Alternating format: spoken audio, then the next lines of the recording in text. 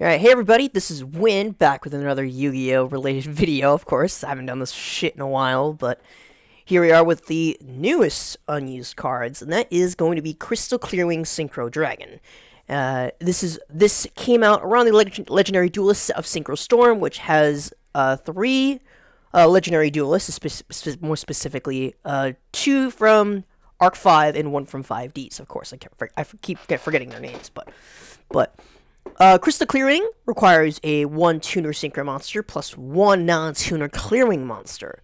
So pretty much what that means is that it's on the same level as Shooting Stars, some of the other higher level 10 synchro monsters that require some more heavy requirements in order to summon this thing in particular, which I think is okay, especially considering the fact that Speedroids have been getting a lot of support over the last year and a half or so, because since this set recently came out about a year ago, so again, like I said, it depends.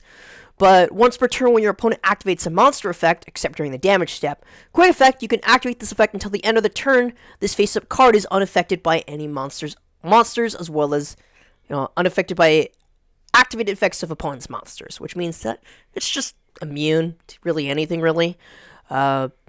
This card gains attack points equal to that opponent's monster's original attack. Again, like Crystal Wing, of course, obviously, or Clear Wing, of course. Once per turn, when a spell or trap card is activated, you can negate that activation. If you do, destroy that card. If the Synchro Summon monster is summoned that you control is sent to the graveyard by opponent's card or, card effect, generally just card, you can add one monster from your deck to your hand. This card is pretty decent in terms of its effect, of course. Obviously, it's an alternative to Crystal Wing. But is it good? I think it's actually pretty decent. It's a decent card overall in terms of being a side grade to Crystal Wing, of course. Obviously, in the set also, there is Baron de Fleur, which is also a level 10, has less, requirements in order to summon Baron de Fleur, and it has a big Omnia negate, which is just fucking amazing. I think that is perfectly better than Crystal Clearing, but this card is really good to bait and switch out card effects as well. Considering the fact, as you probably already know, with the higher rise of hand traps as well as, negation effects, it is imperative that you stop those effects, because if they get the cards they have in their hands and they have the ability to stop yours, that's not good. So this card is really good for not only stopping spells and traps, such as Reinforcement of the Army. Obviously, during one of my games, I managed to stop an impermanence. Obviously, if you haven't seen my Get Shit On Nimron video, which I managed to negate impermanence's effect with Crystal Clearing. So it can also stop that card as well, which is amazing. If you're looking to stop hand traps, impermanence, evenly matched, or even some of those other cards, you can totally use this card to negate those effects, of course, obviously.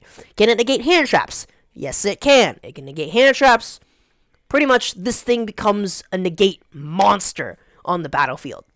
Again, it only has 3,000 attack points and 2,500 defense, which is about the same attack and defense. I was hoping maybe 3,300 to try to make this card a little bit stronger, because it doesn't really have anything else to negate or defend itself at when you're comparing to like Crystal Wing, which gains attack points when you attack a level 5 or above monster, which is really good.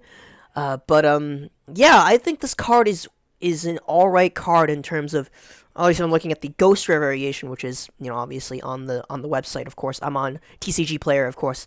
But I think this card is a really good card. I think it has potential. I think it's really good in a Speedroid deck. But do I believe it is perfect? No, unfortunately not.